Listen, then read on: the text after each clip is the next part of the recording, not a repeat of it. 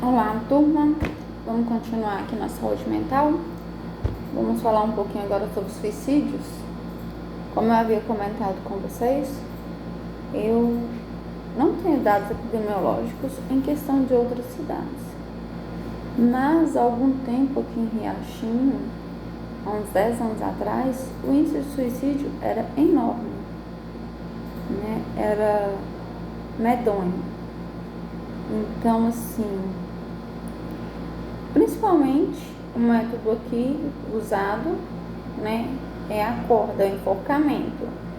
E isso em todo e qualquer lugar, né, eles preferem pelo enforcamento. Muitos morrem asfixiados, né, outros morrem porque na hora que, dependendo da altura que tira, né, o calço, o pescoço quebra, entendeu? E hoje, atualmente, se existe um caso de suicídio, tem que vir a polícia, tá? Tem que acionar a polícia, tem que vir a perícia. Por quê? É muito fácil simular um suicídio, gente. É muito fácil, né, uma pessoa matar a outra, cometer um homicídio e forjar um suicídio. Você vai lá, dá veneno para a pessoa ou qualquer outro remédio, né? Cianeto, qualquer coisa aí, a pessoa morre, você vai lá, pendura ela na corda, né? E para os leigos em si, foi um suicídio. Aí que vem a perícia, né? Que vai tanto avaliar o local, quanto vai levar o corpo, Instituto Médico Legal, IML, que vão fazer vários exames e vai saber se é um suicídio mesmo ou um homicídio, né? Esse é o ponto exato da coisa. E o pessoal fica reclamando que suicidou, né? Um suicídio, um homicídio, né? Suicídio, um homicídio com causa de morte, um acidente que teve óbitos, que precisa vir um médico legista. Sim, gente, precisa vir o pessoal do IML, precisa vir a equipe técnica. No caso do acidente, para saber quem está certo, quem está errado, né? No caso do homicídio, se tem coisas ali que a pessoa que pode ajudar a solucionar o caso, quem matou, quem deixou de matar, porque principalmente em cidade pequena como a nossa, a língua do povo não cabe dentro da boca e eles falam o que querem, o que não querem, o que devem, o que não devem, aumentam e inventam mais um tiquinho, não é mesmo? Então a coisa fica um pouquinho mais complicada, né? E no caso do suicídio tem que ter muito cuidado mesmo.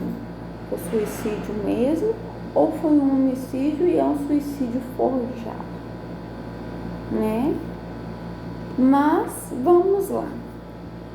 As intervenções para minimizar o risco de suicídio, elas envolvem a identificação, né? A identificação e a avaliação de sinais típicos, né? E um tratamento de quem demonstra as atitudes suicidas. Que a pessoa, ela avisa, ela dá, como se diz, a maioria. A gente aqui não pode perceber ou ver, né? Tem a percepção disso, mas ela dá sim, né? Uns indícios que ela vai cometer ou tentar cometer o suicídio. Os comportamentos suicidas, eles estão relacionados a diversos critérios, certo? Eles podem ocorrer de forma gradativa ou não. Tipo assim, devagarzinho e leva um tempo. Ou, ele ocorre de uma vez. A análise psiquiátrica, né, ela sugere 5 componentes importantes no caso do suicídio. A ideação suicídio, essa pessoa tem a ideia de suicidar. A intenção, ela tem intenção mesmo. O plano prévio, o acesso a formas letais e tentativas de se matar. Gente, o suicídio ele faz um plano, sabe? E ele tem que ter acesso às formas letais. Antigamente, havia muito suicídio por chumbinho, né? Veneno emparrado e tudo mais. E hoje já não se encontra chumbinho para comprar mais. Quem compra, ele está comprando na ilegalidade, quem vende está vendendo ilegal, né? Aí a pessoa tinha muitos suicídios por chumbinho, certo? Como ficou mais difícil, aí a pessoa vai pensar numa outra forma letal. Qual que é uma outra forma letal fácil para ela? O enforcamento. Eu já vi enforcamento corda, lençol, camiseta e assim por diante, né? Então ela faz um plano prévio, ela planeja o suicídio dela, né? Além da intenção, ela planeja, né? E esse plano vai de acordo com o acesso dela às formas letais, né? As formas que levam a óbito. A gente sabe também que tem muito remédio aí que é usado na agropecuária, né? Que são venenos. E pode vir, sim, levar a pessoa a óbito, dependendo da dose. Roundup, esse mata-mato, esses trem que bate no boi para carrapato e tudo mais, e lá se vai mais uma punhada de coisas que eu não sei mesmo, porque eu não mexo com esses, né? A professora que é enfermeira, ela não é veterinária e muito menos mexe com gado, né? E a questão da tentativa de se matar, porque tem pessoas que tentam mais de uma vez. Eu conheci pessoas que ela teve várias tentativas e numa dessas tentativas a pessoa conseguiu o que ela queria, né? Ela se matou, ela cometeu o suicídio. Então a gente tem que ficar atento. Só que os sinais são muito, como eu vou explicar para vocês, sinuosos, são difíceis de perceber em algumas pessoas, em outras não. Em outras já são, a pessoa fica avisando, e lá se vai. A ideação suicida no geral, ela está associada, lógico, a transtornos psiquiátricos ou então ao abuso, né, de substâncias tóxicas. Às vezes a pessoa, a gente usa tanta droga, tanta cocaína e tudo mais, que ela fica aloprada e ela acha que ela pode voar e pula lá do 10º andar, cometendo suicídio, e assim por diante, né? No Brasil, nos últimos anos, casos de suicídio, eles estão aumentando muito, né? O que se torna cada vez mais preocupante. Mas é aquilo que eu já falei para vocês, né? Que é complicado, gente. É muito complicado. Em certas profissões, eu acho que deveria ser obrigatório a pessoa, já falei isso e falo de novo, em certas profissões deveria ser obrigatório a pessoa fazer tratamento com psicólogo ou com terapeuta, ou então, né, ter uma equipe ali para cuidar da saúde mental, né? Não é por a pessoa querer, ela ser obrigada a fazer isso, porque o querer, ela vai pensar o que, não, vou fazer isso nada, eu tô bem. Ela não vai falar que aquilo ali não atingiu ela, atingiu sim, né? No caso de um policial, Atingiu sim, ele matou uma pessoa, mesmo que ele estava defendendo outra, mas ele acabou matando. Atinge o subconsciente, o consciente dele. Ele precisa. Senão não haveríamos tantas histórias por aí que o policial matou a mulher, os filhos, matou a namorada, e se matou e fez um monte de tranheira, não é mesmo? Que a gente vê isso demais na televisão.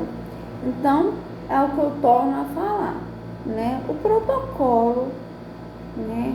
A aba de saúde mental, ela teve grandes avanços, mas precisa avançar mais ainda. E no Brasil, como o suicídio está cada vez aumentando, é hora deles terem um olhar diferenciado para a saúde mental.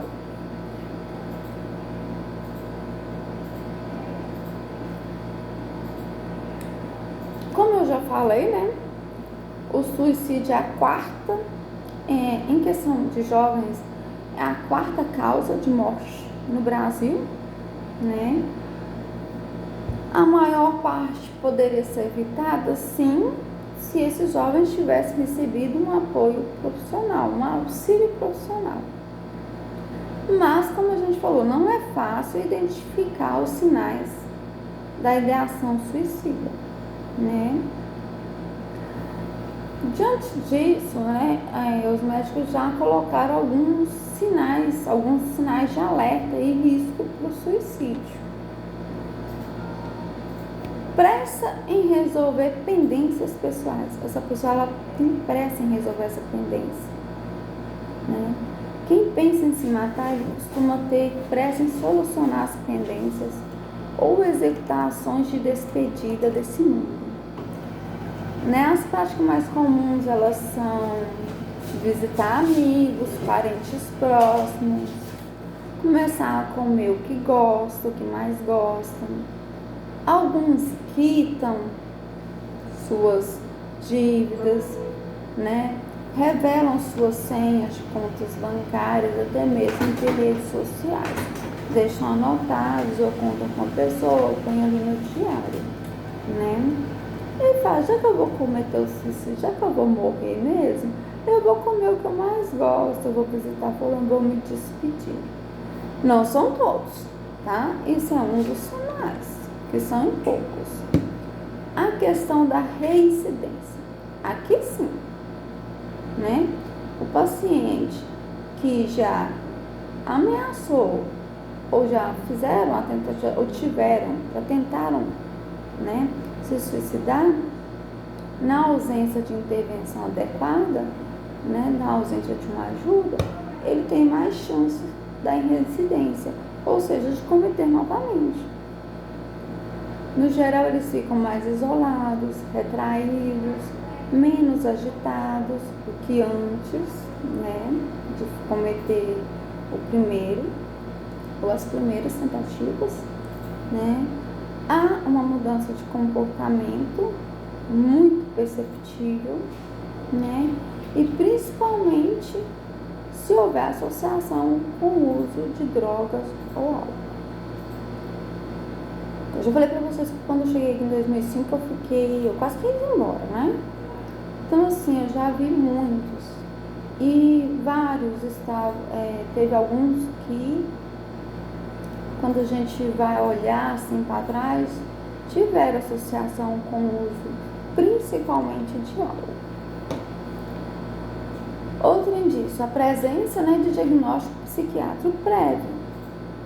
A pessoa ela já tem um problema, ela já teve um diagnóstico de problema psiquiátrico, principalmente de crises depressivas, a síndrome do pânico, né, a esquizofrenia e os transtornos de personalidade, que são mais susceptíveis às reações suicidas.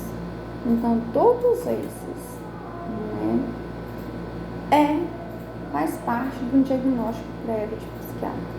Ou seja, teve esses aí, né, eles estão mais suscetíveis a ter a ideia de se suicidar. Outra questão também é a questão do isolamento social. O estilo de vida moderno influencia nos hábitos e no costume dessa pessoa, né? que resulta, lógico, em questões preocupantes, né? O isolamento social deixa o indivíduo cada vez mais solitário, sozinho, triste, né? E fechado no seu mundo. Ele se retrai e vive no seu mundo. Morar sozinho, não ter o parceiro ou relações afetivas, problemas financeiros, pesa muito, o desemprego, né? E eleva bastante o risco para os atos do suicídio, que levam essas pessoas a cometerem suicídio. Planejamento com antecedência. Alguns suicidas, né? Eles realizam todo um ritual. Eles montam um plano antes de efetivar o ato. Eles montam um ritual, eles montam um plano, seguem aquele ritual antes de cometer o suicídio, né? Muitos fazem isso muito bem escondidos, mas alguns têm aqueles outros que nem se preocupam em disfarçar a sua intenção de suicidar. Quando o paciente deixa seu plano muito evidente, né? Amigos e familiares próximos, né? Podem e devem intervir com mais firmeza e tentar dissuadi-lo, tentar tirar isso da cabeça dele, né, galera? Quais são os fatores de risco mais evidentes para a ideação suicida, né? Ainda que o indivíduo ele tenta disfarçar o plano dele, alguns sinais atípicos, ou seja, alguns sinais que não são do cotidiano, que não são dele fazer, né, direito, no comportamento dele, pode ser evidenciado de emergências psiquiátricas. Além disso, a dificuldade para lidar com perdas ou com acontecimentos recentes, né, pode indicar risco contra a própria vida. No caso, psicoses, alcoolismo, perda recente, uso de drogas, histórico familiar, transtorno de ansiedade, crise existencial ou crise afetiva, problemas financeiros graves, né, que pega bastante, tá? Constantes crises depressivas e, claro, logicamente, tentativas anteriores de suicídio frustradas, ou seja, as que não deram certo, né? Abandono da família ou do cônjuge. Quem não viu, gente? Quem não sabe? A gente sabe, eu já sei de casos aqui que, não deixou namorar, o pai e a mãe não deixou a pessoa namorar e tudo mais, vai lá e passa uma corda, pessoas tendo suicidar. A mulher largou o marido vai lá e passa a corda no pescoço para suicidar porque a mulher largou ele, ou vice-versa, né? Encerramento e pena muito longa, falta de terapia psiquiátrica ativa e contínua, né? Porque a pessoa não faz aquela terapia continuamente, preocupações excessivas com os problemas, jovens e adolescências na ausência de apoio social, motivos que indiquem, né, situação de vergonha, né, como traição do cônjuge. Tem pessoas que não aceitam a traição. Traiu, vou me suicidar. Ai, gente, né, igual assim, para algumas pessoas, traiu, pronto, acabou o relacionamento, cada um segue sua vida. Mas tem algumas pessoas que não conseguem, não vêm desse jeito. A idade avançada, quando em associações, né, com doenças graves ou incuráveis. A pessoa já está ali com a idade mais avançada e ela está passando por um problema de uma doença muito grave ou incurável, ela fica achando que está dando trabalho, né, os outros e tudo mais, e ela pode vir a tentar o suicídio, tá? No caso disso, não é eutanásia. Eutanásia é se outra pessoa fosse matar ele, tá? No caso disso aí, a própria pessoa, né, que já está com uma idade avançada, ela tem uma doença grave ou uma doença incurável, ela fica achando que ela está dando trabalho demais, ela pode tentar cometer o suicídio. Sim, tá? O que influencia a ideação suicida? Nem sempre quem atenta contra a própria vida deseja que esse ato seja realmente concretizado. Ou seja, nem sempre quem comete o suicídio quer que ele tenha sucesso. Muitos fazem um momento de desesperança, mas boa parte desses casos pode ser para chamar, né, a atenção para uma situação intolerável. Às vezes a pessoa já tentou conversar, já tentou fazer de tudo e ninguém deu atenção. Então vamos pegar e chega a esse ponto de tentar o suicídio para também chamar a atenção. Há outros fatores também, né, determinantes e que motivam essa prática. Escapar de um problema psíquico muito grande, influenciar outra pessoa a mudar de ideia. Vou tentar o suicídio, que aí ela vai voltar para mim. Vou tentar o suicídio, que aí ele vai voltar para mim. Hello? Né? Em casos dos jovens. Eu vou tentar o suicídio, que aí minha mamãe, meu pai vai fazer isso e isso. Testar se alguém preocupa com eles. Ninguém me ama, ninguém gosta de mim, eu vou tentar me suicidar. Né? Mostrar também o quanto que eles estão sofrendo e talvez as pessoas não veem ou eles não demonstram da forma correta. Então chegam a esse ponto. Chamar a atenção de quem ama. Acabei de falar, né? Tentativa de buscar ajuda. E talvez o excesso de culpa. Excesso de culpa, professora? Tipo assim, teve um acidente. Morreu todo mundo, sobreviveu só o motorista. Ele carrega a culpa da morte daquelas pessoas do acidente, que não foi culpa dele nem nada, né? E aí ele tenta se suicidar, porque ele não acha justo, né, os outros terem morrido e ele não. Tá? Então, em questão do suicídio, é isso aí. A gente tem que aprimorar o olhar, aprimorar o escutar, o ouvir. Às vezes você escuta, mas não ouve. E tem uma grande diferença, né? Só depois que é passado o caso, que fala assim, é mesmo, tentou me ajudar, tentou me avisar. O que adiantou? Depois que morreu e enterrou, adiantou bosta nenhuma, né? Então agora vamos mudar um pouquinho de assunto, porque a gente já falou de suicídio, né? Que é bastante complicado. E vamos aprimorar o nosso olhar para essas partes, né? Eu espero que isso vocês estudem bastante, porque é uma matéria muito complicada, como vocês estão vendo, e só tende a piorar. Novidade. Então vamos falar o papel do técnico de enfermagem na questão da saúde mental.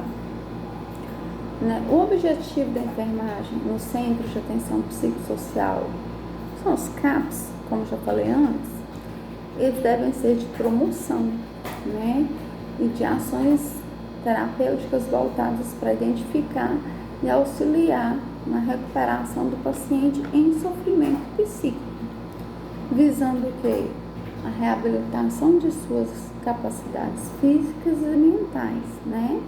Mas também respeitando suas limitações e seus direitos de cidadania. Porque não é a pessoa que tem problema mental que ela não tem direitos. Ela tem sim, tanto direito quanto deveres, né? Não é porque a pessoa tem, dependendo do problema mental dela, que ela não responde pelos seus atos. Nada disso. Claro, né? Ah, um maníaco, um psicopata, mas não responde pelos seus atos? Sim, responde, eles não vão presos. Como abordar uma pessoa com transtorno mental? Vou falar um bocado de coisas assim, porque eu sei que vocês estão com um monte de dúvidas, né? E eu vi que essas dúvidas surgiram para mim lá no Google Meet.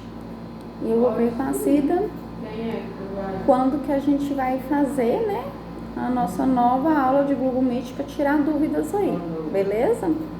Então vamos lá. Como abordar uma pessoa com transtorno mental? Essa abordagem tem que ser calma, aberta, de aceitação e de não julgamento, né? Que isso é fundamental para facilitar a comunicação. Ouça a pessoa com cordialidade, trate com respeito e tenha empatia com as emoções, né? Ah, chegou fulano de tal, ele é doido, você correndo. Ou então você conversa com aquela pessoa com 2 metros de distância. Hello. Qual deve ser a conduta de enfermagem frente a uma crise psiquiátrica? Foi me perguntado tanto isso no Google Meet, né?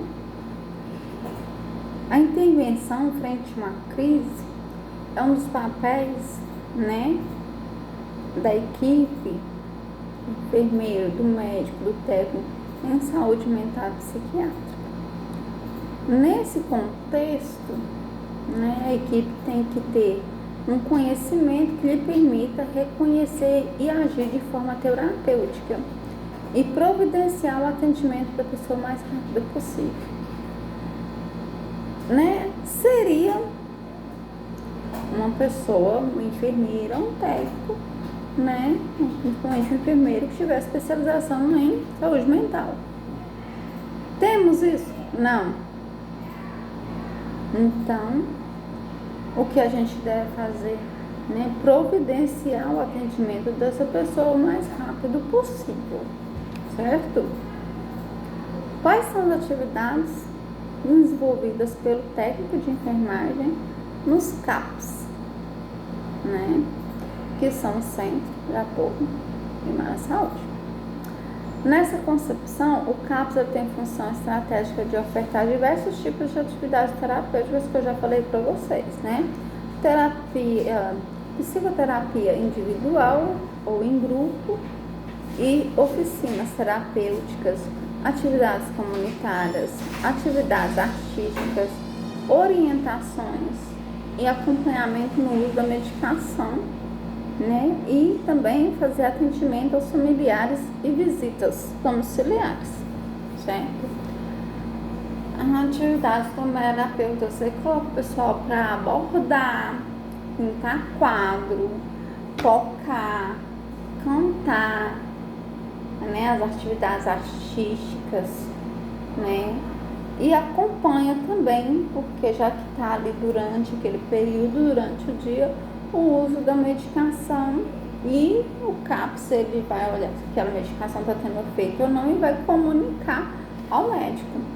E é claro, fazer visitas à família, né? Atendimento aos familiares e visita. Lógico, porque eles dão um apoio, um suporte à família. Porque às vezes a família não sabe nem como agir diante, né, daquele quadro de saúde mental, certo? E faz visitas para ver como é que é o ambiente que a pessoa mora, certo? Qual a função do técnico de enfermagem nos CAPs? Primeiro nós falamos das atividades, agora a gente vai fazer da função, né? Uma atividade que faz parte da função não é somente no campo da saúde mental, né? E encontramos no CAP a supervisão e o treinamento do pessoal da enfermagem. Historicamente, faz parte das funções, né? coordenar, organizar o trabalho da equipe de enfermagem. Aqui seria a função do enfermeiro, certo? Mas, o que acontece? Tem vários CAPs que não tem enfermeiro. E quem faz isso aqui é o técnico de enfermagem, tá? Então, no slide de vocês vai aparecer a palavra enfermeiro, mas uma coisa é o papel, outra coisa é a realidade. Existem CAPs que não tem enfermeiro, tá? E acaba quem fazendo o papel? O técnico de enfermagem. Então ele tem que coordenar e organizar o trabalho da equipe. Professora, como que a gente cuida de uma pessoa com problemas mentais? Gente, ele tem um problema mental, mas ele não é burro, não. E ele não é bobo, não. Tá? A gente não deve mentir para essa pessoa, tentar enganar, bater muito menos, né? Não ficar fazendo mal aos outros que têm problema mental, né? Ter uma comunhão com a família, ter um laço estreito com a família. As práticas de cuidados voltadas para o entretenimento da pessoa com transtorno mental, elas vêm sendo criticadas porque envolvem risco de virem ser revestida pelo sentimento de manter o paciente dentro da lógica manicomial. Né? Como assim? Porque a pessoa que tem transtorno mental, a gente tem a mania de achar que ela é louca, que ela é burra, e ela não é. Tá? Vou contar um caso para vocês que aconteceu comigo. Chegou aqui na unidade de saúde, isso já tem um certo tempo, bastante tempo. Uma pessoa que tem um transtorno mental grave, esquizofrenia, mania de super-herói, para lá, clamando de dor de dente. A gente foi falar com o médico, o médico falou que não ia atender ele não, porque ele era psiquiatra e muito mais dentista. Eu ia para enfermeira, e aí?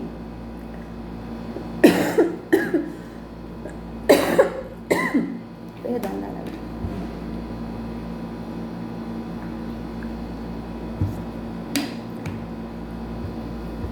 Quando eu olho ao meu redor, continuando,